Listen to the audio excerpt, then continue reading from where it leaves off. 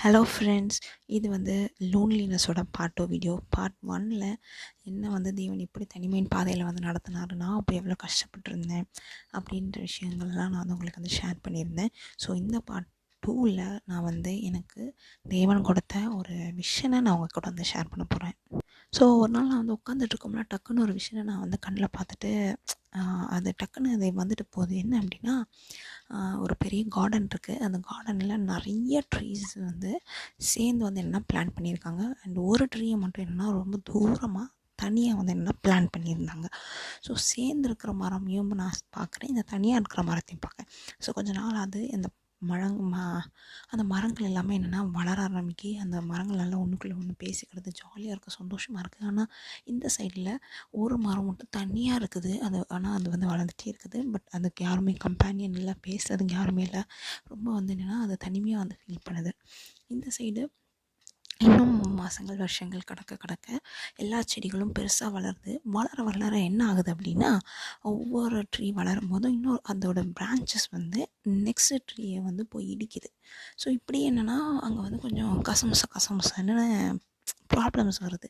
So ரொம்ப நெருக்கமாக எல்லா ட்ரீயும் வளர்க்கப்பட்டதுனால ஒரு ஒரு பர்டிகுலர் க்ரோத் அடைகிறதுக்கு முடியாதபடி அதுங்கள் வந்து கஷ்டப்பட்டுச்சு. ஸோ ஒரு பர்டிகுலர் பீரியட் ஆஃப் டைம் வரும்போது யாரெல்லாம் ஃப்ரெண்ட்ஸாக இருந்தாங்களோ அவங்களே வந்து என்னென்னா அவங்களோட இண்டிவிஜுவல் க்ரோத்துக்கு தடையாக இருக்கிறாங்கன்றது அந்த விஷயத்தில் நான் பார்த்தேன். பட் இன்னொரு சைடு அந்த தனிமையாக இருந்துச்சு பார்த்திங்களா, அந்த ட்ரீ வந்து நல்ல பெருசாக வளர்ந்து நல்ல ஃப்ரூட்ஸ் கொடுத்து என்னென்னா ரொம்ப ஜைஜாண்டிக்காக வளர்ந்துச்சு. ஸோ இதை பார்த்தோன்னே எனக்கு வந்து ரொம்ப சந்தோஷமாக இருந்துச்சு. ஸோ இதை கேட்குற நீங்கள் கூட நான் வந்து இதில் என்ன சொல்ல வரேன் அப்படின்னா, ஒரு வேளை நீங்கள் வந்து தனிமையின் பாதையில் இப்போ நீங்கள் வந்து கடந்துட்டு இருந்தீங்கன்னா இது எல்லாமே நன்மைக்கு தான், சரியா? ஸோ இன்றைக்கி யாரெல்லாம் நீங்கள் வந்து என் கூட எதாவது வளர்ந்துருக்குமே அப்படின்னு நீங்கள் நினைக்கிறீங்களோ, நான் சொல்கிறேன், அவங்கெல்லாம் வந்து என்னென்னா ஒரு பர்டிகுலர் டைம் வரும்போது உங்களோட க்ரோத்தை ரெஸ்ட்ரிக்ட் பண்ணுறவங்களாம் இருப்பாங்க. ஸோ தான் என்னென்னா கர்த்தர் வந்து அவங்கள அவங்கக்கிட்ட முன்பாகவே பிரித்து விட்டுருந்தார். ஸோ உங்களை விட்டு போனவங்களை குறித்து நீங்கள் என்ன செய்யாதீங்கன்னா ஒரு பொழுதும் கவலைப்படாதீங்க. உங்கள் கூட நிறைய பேர் இருக்க நான் சொல்கிறேன், உங்களோட க்ரோத்து அஃபெக்ட் ஆகும். ஸோ உங்களை கர்த்தர் வந்து தனியாக பிரிச்சிருக்காரு அப்படின்னா அவங்கள வந்து வளர்க்கணும்னு நினைக்கிறாரு, உருவாக்கணும்னு நினைக்கிறாரு. ஸோ அந்த அக்செப்ட் பண்ணிக்கோங்க, சரியா? நிச்சயமாக இந்த தனிமையின் பாதை உங்களுக்கு வந்து நிறைய விஷயத்த கற்றுக் கொடுக்கணும்னு நான் வந்து விசுவாசிக்கிறேன். ஸோ சிம்பிளாக இந்த லோன்லினஸ் எப்படி ஓவர் கம் பண்ணணும் அப்படின்னு நான் சொல்கிறேன். தேவனிடத்தில் பேச ஸ்டார்ட் பண்ணுங்கள். அவரிடத்துல பேச உங்களுக்கு மனுஷங்க தேவை அப்படின்ற அந்த நினைப்பை வந்து முற்றிலுமாய் அழிந்து போகுங்க.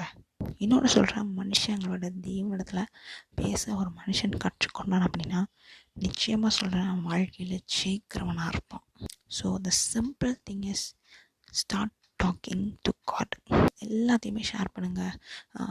மனசு அழுகையாக இருக்கா அவர்கிட்ட ஷேர் பண்ணுங்கள், புலம்பணுமோ அவர்கிட்ட ஷேர் பண்ணுங்கள், சந்தோஷமாக இருக்கா அதையும் ஷேர் பண்ணுங்கள், ஏதாவது ஆலோசனை கேட்கணுமா அதை அவர்கிட்ட கேளுங்க, கைடன்ஸ்க்கு யாருமே இல்லைன்னு ஃபீல் பண்ணுறீங்களா அதையும் நீங்கள் அவர்கிட்ட கேளுங்க. எல்லாமே உங்களுக்கு அவர் வந்து பேசுகிறத ஒன்று உங்களால் ஆவியில் உணர்ந்து கொள்ள முடியலைன்னா வசனத்தின் மூலியமாக நிச்சயம் உங்களுக்கு இடத்துல வந்து பேசுவார். ஸோ ஐ ஹோப் இதில் வந்து கொஞ்சம் சின்ன விஷயமாக நீங்கள் வந்து கற்றுப்பீங்க நான் வந்து நம்புகிறேன். அடுத்த வீடியோவில் உங்களை சந்திக்கிறேன். So bye friends, praise God, amen.